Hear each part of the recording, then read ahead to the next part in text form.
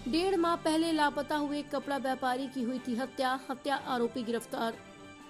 कर्ज से परेशान दोस्त ने दूसरे व्यापारी दोस्त की हत्या कर दी। मामला 10 अप्रैल का है। उस दिन सतना के कपड़ा व्यापारी प्रकाश लालवानी रहस्यमय ढंग से लापता हो गए थे। परिजनों द्वारा सतना के सिटी कोतवाली में लापता होने की सूचना दी गई, जिस पर पुलिस मामले की तफ्तीश कर रही थी, लेकिन कोई सुराग नहीं लग पा रहा था। इधर लगभग 1.5 माह से लापता व्यापारी को खोज पाने में सतना पुलिस की नाकामी के चलते सतना का व्यापारी वर्ग आक्रोशित था। व्यापारियों द्वारा आए दिन धरना प्रदर्शन किए जाते थे, जिसके बाद पुलिस अधीक्षक सतना द्वारा सीएसपी महेंद्र सिंह चौहान के नेतृत्व में एसआईटी टीम गठित की गई और आखिरकार पुलिस को सफलता मिल ही गई। पुलिस द्वारा मृतक के मोबाइल कॉल डिटेल के आधार पर जांच शुरू की गई।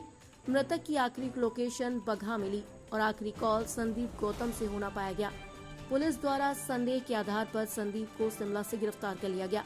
आरोपी की निशानदेही पर कपड़ा व्यापारी प्रकाश लालवानी का सब बगहा के पास बने सेप्टिक टैंक से बरामद कर लिया गया। साथ ही मृतक की मोटरसाइकिल पन्ना जिले के सामुदायिक स्वास्थ्य केंद्र से लावारिस हालत में बरामद कर ली गई। आरोपी संदीप गौतम द्वारा भी अपना गुनाह कबूल कर लिया गया है।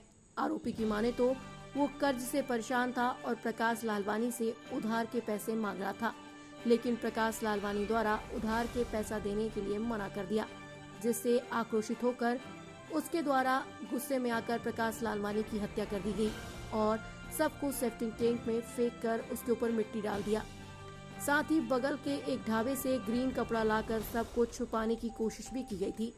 इस पूरे मामले में पुलिस द्वारा पिछले 1.5 माह के दौरान करीब 250 शहर के सीसीटीवी कैमरे खंगाले गए और लेकिन कोई सुराग नहीं मिला था।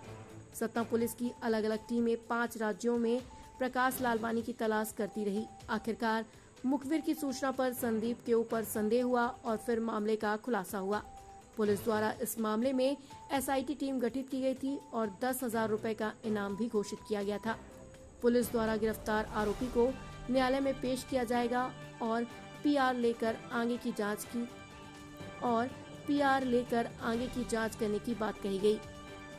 इच्छा शुक्ला, सिटी रिपोर्टर, भारत विमर्श, सतना।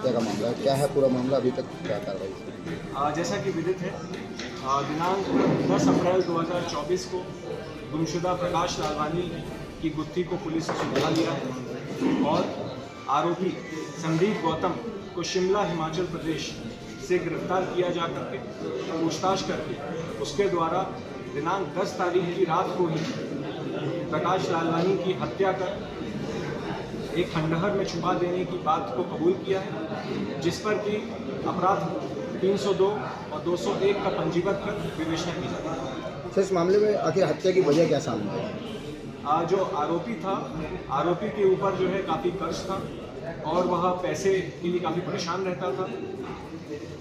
प्रकाश लालवानी से इसकी दोस्ती थी। इस दोस्ती के तहत ही उसने जो है पैसों की मांग करी थी कि हमको आप पैसे दे दो, उससे हमें अपना कर्ज चुका दूँगा।